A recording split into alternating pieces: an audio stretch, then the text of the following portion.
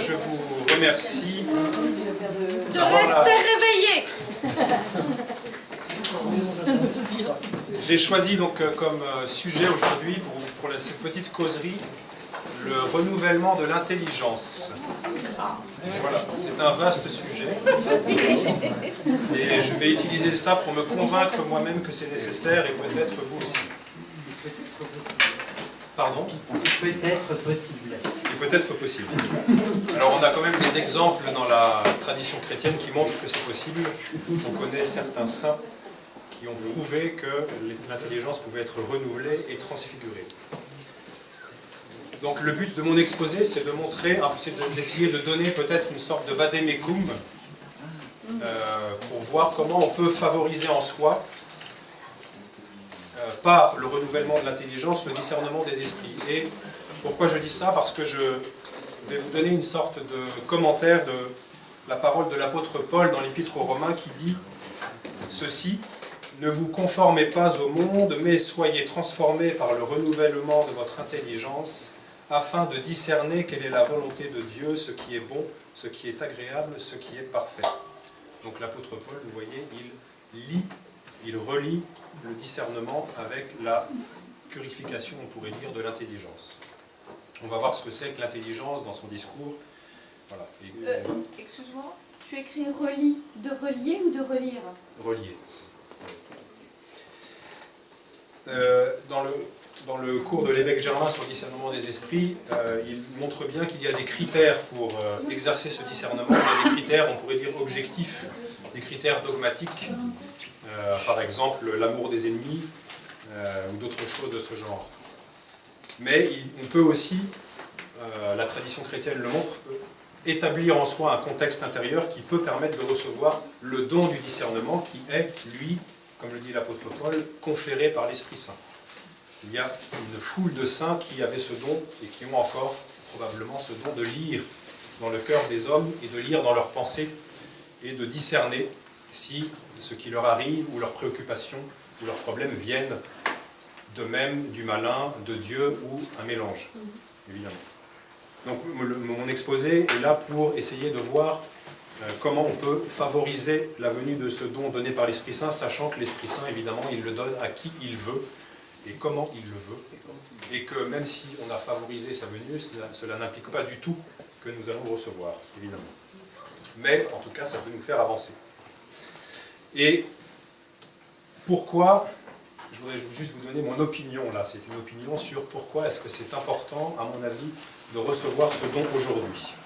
Comme l'a dit Monseigneur Germain tout à l'heure, on vit une époque où il y a une sorte de néant globalisé, ou un ennui, comme disait le père Bernard, globalisé, et il y a des angoisses et des détresses psychiques et spirituelles qui sont immenses, en particulier dans le monde occidental, et le don du discernement des esprits, quand il est donné par l'Esprit Saint à quelqu'un dans l'Église, il est donné non pas pour qu'il en tire orgueil, ou pour qu'il en fasse étalage, mais pour le service des autres. Et donc en l'occurrence, il peut être donné pour la libération des personnes, c'est-à-dire pour discerner quelle est la cause de leurs maux et pour pouvoir les libérer de ces maux. Et à mon avis, ça c'est déjà une bonne raison de vouloir ce discernement, en tout cas de le favoriser, parce qu'il y a une demande immense dans le monde de personnes qui sont en détresse. Spirituelle, j'insiste là-dessus. Voilà. Dans le monde, on va dire, psychologique, dans le monde de ceux qui pratiquent la psychothérapie ou la psychologie ou la psychiatrie, il y a de manière générale un déni ou une négation ou une ignorance du monde spirituel, volontaire ou pas. Et inversement, dans les églises, on peut avoir cette sorte aussi de... Peut-être que j'attends une minute. Oui, s'il te plaît.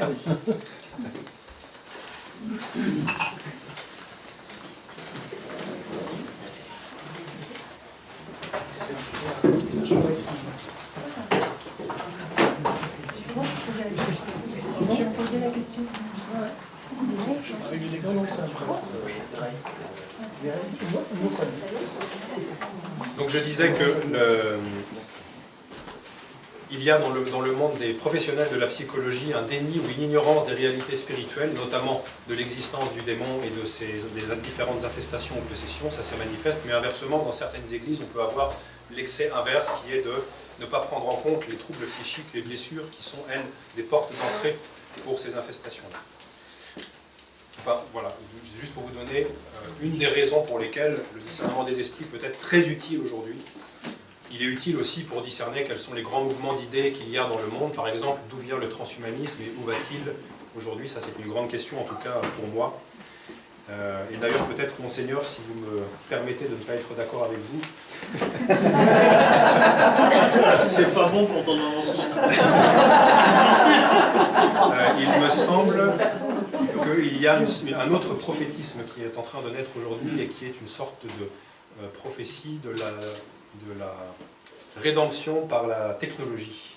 Et je pense qu'une partie... Jamais rien dit contre. Ah d'accord. Mais il faut t'expliquer. C'est pas le Père Bernard qui disait ça ce matin? Oui, entre C'est le autres. Père Bernard qui parlait de ça, là. Oui. Et c'est vrai que Monseigneur a dit que beaucoup d'idéologies étaient mortes, mais j'ai l'impression qu'une idéologie qui tourne autour de ce qu'on appelle le transhumanisme aujourd'hui est en train de reprendre le flambeau, et pour dire que l'être humain va être sauvé par sa propre créature, qui est la technologie, avec tout ce qu'elle peut, ou supposément, ou de manière fantasmatique, ou réellement permettre. Voilà. Alors, je voudrais vous citer une sentence de l'évêque Jean que nous trouvons dans ce livre, Les Centuries, Images et Temples. Ça, c'est un ouvrage très très riche. Pour qu'une chose soit habitée de Dieu, il faut en chasser les autres habitants. Personne ne devient temple du Saint-Esprit sans renoncer à Satan. C'est la palissade, effectivement. Ah, moins fort. Oui, moins vite. Moins vite. Vous voulez que je répète la phrase? Essaye. Pour qu'une chose soit habitée de Dieu, il faut en chasser les autres habitants. Personne ne devient temple du Saint-Esprit sans renoncer à Satan. C'est le sens des paroles du baptême. Renonces-tu à Satan, te joins-tu au Christ? Là, il y a une opération radicale, une intention personnelle, une volonté pour aller vers le Christ et se séparer de ce qui nous détache de lui. Alors, c'est important à savoir, vous connaissez peut-être la Didaché, je pense que c'est je ne sais plus si c'est la première sentence ou pas, qui dit « Il y a deux voies dans la vie, la voie qui mène à la vie et la voie qui mène à la mort ». Alors, c'est assez radical, et dans nos vies quotidiennes, dans nos expériences personnelles, on sait que on avance vers la lumière, vers Dieu de manière progressive. Mais cette parole nous montre qu'il y a un moment donné où un choix doit être fait intérieur de séparation d'avec le monde et de jonction au Christ et à la tradition de l'Église. Voilà. Donc, l'apôtre Paul nous dit: ne vous conformez pas au monde, mais soyez transformés par le renouvellement de votre intelligence. Dans quel contexte est-ce qu'il dit cela? Il dit cela juste après avoir dit « Ô profondeur de la richesse et de la sagesse et de la connaissance de Dieu ». Vous connaissez ça, c'est le prélégendum du dimanche de la Trinité. Inconnaissables sont ses jugements, incompréhensibles sont ses voies, etc., etc. Qui lui a donné le premier pour qu'il lui soit donné en retour. Donc, avant de dire d'inviter les chrétiens, les disciples du Christ à ne pas se conformer au monde, il commence par poser le fait que Dieu est inconnaissable, incompréhensible selon notre intelligence en tous les cas. Il insiste sur la radicalité de la différence qui existe entre le Créateur et sa créature, entre l'incréé et le créé. On en parlait ce matin. Et on voit bien ça dans le livre du prophète Isaïe. « Mes pensées ne sont pas vos pensées et mes voix ne sont pas vos voix, dit le Seigneur. » Isaïe 55. Donc Dieu est de toute manière, au-delà de tout ce qu'on peut penser de lui, au-delà de toute image, au-delà de toute théorie, de toute compréhension intérieure ou extérieure. L'apôtre Paul dit dans l'Épître aux Corinthiens, la première, « Si quelqu'un croit savoir quelque chose, il n'est pas encore connu comme il faut connaître. » Donc là, on a une table rase totale de nos prétentions à la connaissance, on va dire, pleine et totale de qui est Dieu et de ce qu'il veut. Alors l'apôtre Paul nous dit que Dieu est inconnaissable par nature, mais après avoir fait cela, il nous invite à comprendre Dieu. Alors ça peut paraître paradoxal, mais l'apôtre Paul est l'homme des antinomies, n'est-ce pas? L'évêque Jean était un disciple de l'apôtre Paul en ce sens-là, l'évêque Jean de Saint-Denis. Et il nous dit, par le renouvellement de votre intelligence, vous pourrez discerner quelle est la volonté de Dieu et ce qu'il veut de vous, ce qu'il veut du monde, ce qu'il désire. Ici, je voudrais quand même, parce que je parle d'intelligence, mais qu'est-ce que c'est que cette intelligence dont parle l'apôtre Paul? Alors le texte grec nous montre qu'il utilise le terme nous. Le terme nous dans les écrits des pères de l'Église. Aujourd'hui, on peut le traduire de différentes manières, et il semble, mais Hubert pourra me dire, qu'il a plusieurs acceptions. Souvent, on le trouve dans la littérature patristique traduit par intelligence, mais on peut aussi le trouver traduit par esprit. Alors, Robert Noël Pfeiffer, que je n'ai pas connu moi, mais dont j'ai lu la thèse « La quête de l'esprit », nous dit que le nous, quand il est pris en tout cas dans le sens d'esprit, il est intuition de ce qui est Dieu, c'est l'intelligence qui voit où et comment orienter son désir. Et je crois que c'est vous, Monseigneur, qui dites souvent aussi que l'esprit de l'homme a trois caractéristiques, il est nous, logos et pneuma. Le logos...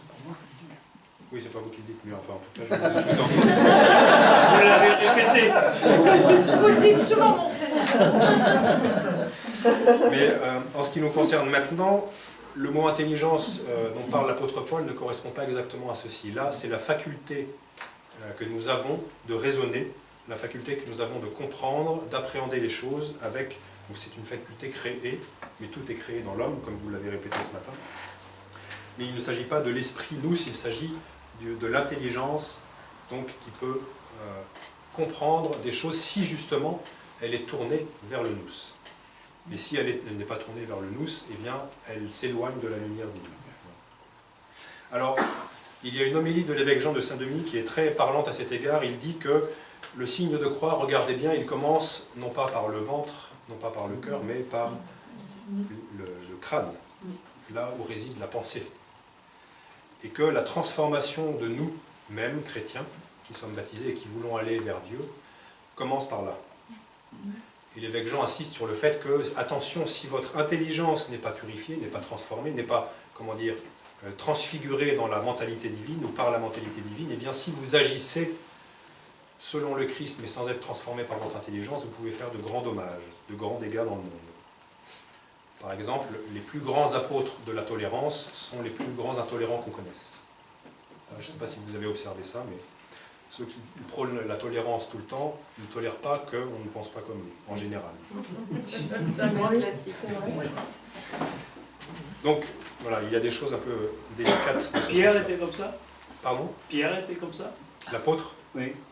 Je ne l'ai pas connu. Moi non plus, c'est sûr. Moi non plus, c'est sûr. Mais c'était juste une question. Là, je ne peux pas répondre. Peut-être quelqu'un d'autre peut répondre. Mais... Donc, voilà, j'insiste sur le fait que le commencement du chemin chrétien commence par Alors, c'est global, évidemment, mais la transformation de nos pensées et de notre intelligence est capitale. Afin d'être disponible pour Dieu et libre de toute attaque, l'intelligence doit être déliée, claire, active, pure et capable d'interpréter aisément les vérités spirituelles. Dans les évangiles, notamment dans l'évangile selon saint Luc, le Christ, on le voit, en tout cas c'est cité comme ça, ouvre l'esprit des apôtres à l'intelligence des Écritures. Alors, on voit par là que le renouvellement de l'intelligence, on peut le favoriser, mais il y a un moment donné où Dieu met sa main dessus. Et le terme grec pour ouvrir se retrouve principalement dans les évangiles. En tout cas, il est énormément cité dans les évangiles, beaucoup plus que dans l'Ancien Testament. Et le Christ est là pour nous ouvrir à la vie divine, pour nous ouvrir l'intelligence, pour nous ouvrir l'essence intérieure. On le voit ouvrir le cœur, on le voit ouvrir les oreilles et l'intelligence. Et il dit le fameux Ephata, évidemment, qui est « ouvre-toi », c'est-à-dire « rends-toi disponible à ma présence ». Donc il y a un acte, on pourrait dire, de laisser faire, pour que Dieu nous ouvre. Et cette action d'ouvrir revêt quelque chose de particulier, c'est une révélation. Si Dieu nous ouvre à quelque chose, il nous montre quelque chose que nous ne connaissions pas. Ça, c'est la particularité du Christ qui apporte des révélations. Voilà. Donc, pour résumer, la pensée divine, nous sommes invités à entrer dedans parce qu'elle n'est pas, nous ne sommes pas spontanément dans la pensée divine, loin de là. Mais la pensée divine n'est pas une pensée théorique et abstraite, c'est une vie, car Dieu est vivant, n'est-ce pas? Donc nous n'avons pas à entrer dans une pensée, même s'il y a une manière de penser tout de même, mais nous avons à entrer dans une vie qui est pensée aussi. Je voudrais juste maintenant décortiquer 2 ou 3 mots de cette phrase de l'apôtre Paul. Il nous dit « Soyez transformés par le renouvellement de votre intelligence ». Et le terme grec « métamorpho », c'est le terme qui est utilisé dans les évangiles aussi pour la transfiguration. Il fut transfiguré devant eux. Donc il y a là, quand on parle de renouvellement de l'intelligence, en réalité c'est une transfiguration de l'intelligence, c'est-à-dire qu'on passe de quelque chose qui est là à quelque chose qui est totalement autre. Là on retrouve la radicalité, n'est-ce pas, de la différence entre ces 2 modes de pensée. On change de forme. Et le renouvellement, le terme grec anakainosis, Hubert pourra toujours être là comme un garant des bêtises que je dis ou pas. J'ai lu que le suffixe zis est un suffixe d'action. Et que donc ce renouvellement n'est pas, on peut en déduire que ce renouvellement n'est pas fait une fois pour toutes. Ce n'est pas, voilà, je suis renouvelé, tout va bien, je m'assieds dans le canapé, et puis la vie continue. Non, c'est un renouvellement perpétuel. C'est-à-dire que c'est une naissance perpétuelle à chaque instant, à chaque jour, si on le peut, évidemment. Nous ne sommes jamais arrivés dans ce niveau. Donc cette phrase de l'apôtre Paul nous introduit dans un climat vivant. La pensée divine est vivante et elle est agissante et vivifiante. L'Esprit Saint est là et il nous fait renaître si nous sommes disponibles à lui. Et j'attire votre attention sur le fait que l'apôtre Paul ne dit pas « transformez votre intelligence », mais « soyez transformés » par le renouvellement de votre intelligence. C'est-à-dire que nous ne sommes pas, nous pouvons être acteurs, mais là, ce qu'il nous dit, c'est qu'il y a quelqu'un qui nous transforme. Et ensuite, il dit, la fin de sa phrase, pour discerner, le terme qu'il utilise n'est pas le terme diacrisis, mais ce terme-là signifie éprouver, mettre à l'épreuve, tester, évaluer. Donc pour évaluer et éprouver quelle est la volonté de Dieu, c'est ce qui est bon, agréable et parfait. Et dans ce qui est bon, agréable et parfait, il y a un crescendo dont je vais parler tout à l'heure.